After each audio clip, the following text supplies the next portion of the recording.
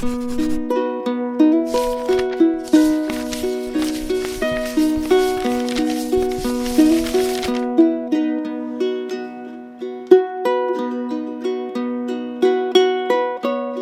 Rey, an incumbent governor, was running hard for a second term in office.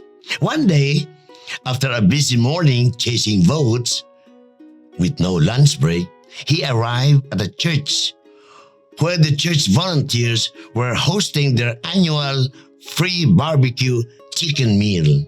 It was late afternoon and was famished.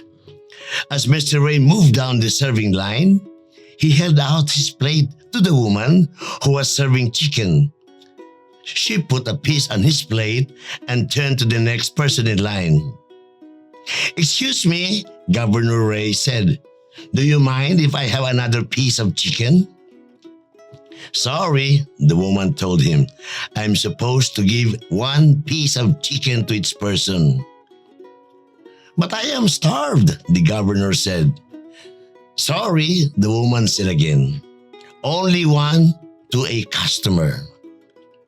Now, Governor Rey was a modest and unassuming man, but he decided that this time he would throw a little weight around. "Do you know who I am?" he said. "I am the governor of this state." "And do you know who I am?" the woman answered. "I am the lady in charge of the chicken. Move along, mister."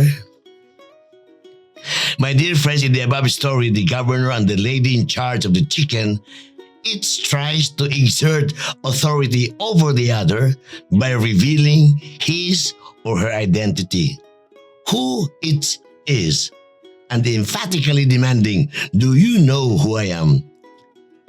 This Sunday's Gospel from St. Mark, Jesus asks the apostles the same very question as regards his identity. "Who do you say that I am?" But in a completely different context. For Jesus was not exerting personal authority over them, but asking these men who had shared Jesus' life for an extended time a simple and straightforward question. Have you ever paused for a moment to reflect on your identity as a person? Who are you really? Where were you born? What do people think about you? In the gospel reading above, Jesus too posed this question. It is not only part of our humanity to know ourselves, it is a fact. In fact, a necessary question that we must all answer in order to grow spiritually. We need to know who we are, not as a conceited exercise of promoting our self-worth, as in the story above, but to be grounded properly about our true nature and also to be aware of our mission on earth. Just as Jesus got the affirmation from Peter that he is the Christ, we need to get the affirmation that our true nature is spiritual, that we are sons and daughters of God. And as his disciples, we must deny ourselves, take up our cross, and follow him.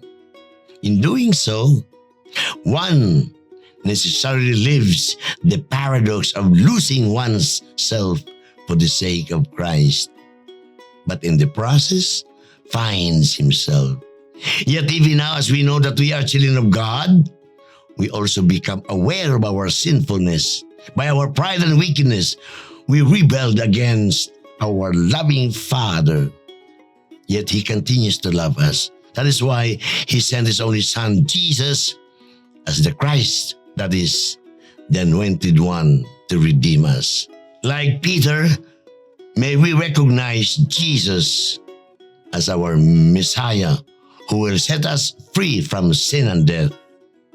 Unlike Peter, may we never be called Satan, a person who becomes a hindrance to the fulfillment of Jesus' mission.